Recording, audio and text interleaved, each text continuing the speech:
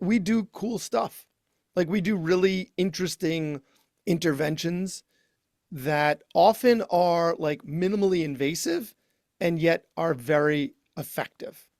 It takes 5 minutes to put in a pair of ear tubes with not absent risk, but minimal risk. And the kid just starts speaking. That's Oh, I this know, is this right? is this yes, it's bad in that you don't see the stuff that you used to see, but it's good because people aren't having those afflictions anymore. Like Yeah. we all want to be out of a job. This is We become epic slaves. And so all we do is let the medical assistant do no thinking, do some testing, and then walk in the room, say, you got strep, here's your script. Next. you can save the copay. You can save the by the way, this is not medical advice. Please this is not a doctor-patient relationship, even though it sounds like I'm in your ear and in your head. I am not your doctor. All these influencers out there giving bad advice, do it with impunity. And yet we feel the need to always give these. Sometimes you just got to give disease time to evolve to give you Right. the right diagnosis. Don't ever tell anyone when they're going to die because they'll live long enough to come piss on your grave.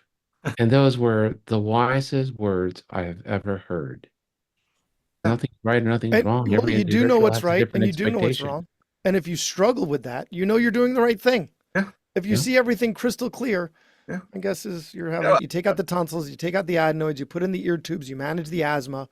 Now the kid's sleeping, they're speaking, they're eating, the parents are sleeping, everyone's sleeping. Finding middle ground can be challenging.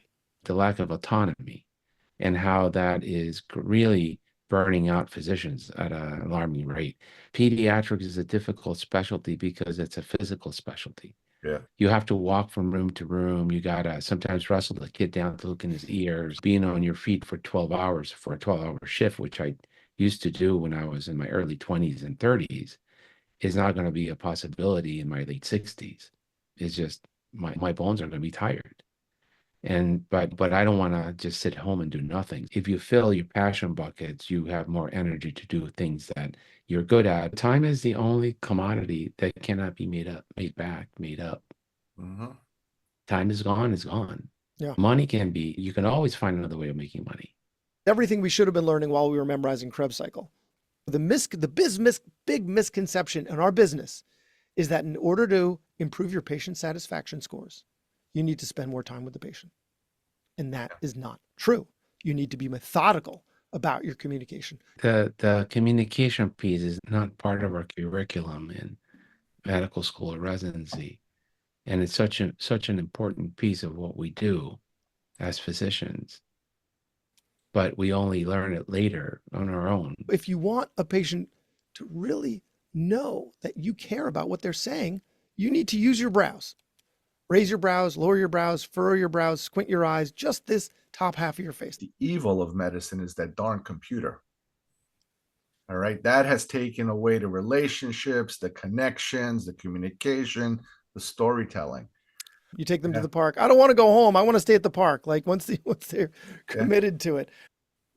The EHR prevents me from being the best doctor I could be. This is rocket science, right? For those of us that are old enough that we dictated notes to our referral physicians, it was concise. I didn't need to tell you that the kid had a No. heartbeat. You know that. It's your patient. If I have a diabetic in the practice, they're here for their 3-year-old physical. I need to try to decipher what the pediatric endocrinologist said about Right. their diabetes, Right. what the plan is. And if it's 7 pages of nonsense and I can't get to the assessment and the plan going on to make sure that the mom's okay with that plan, I'm not doing anything. I need that information in a way that I can consume it quickly because I don't have an hour per patient. It's going to make your life easier when you are interacting with the patient because you don't need to face the computer. You can make eye Thank contact. you. You can examine the Absolutely. patient. That piece You can is That's talk it. to them absolutely. while you're examining That's them. it. If you think this is going to make you rich and famous, I would try something else.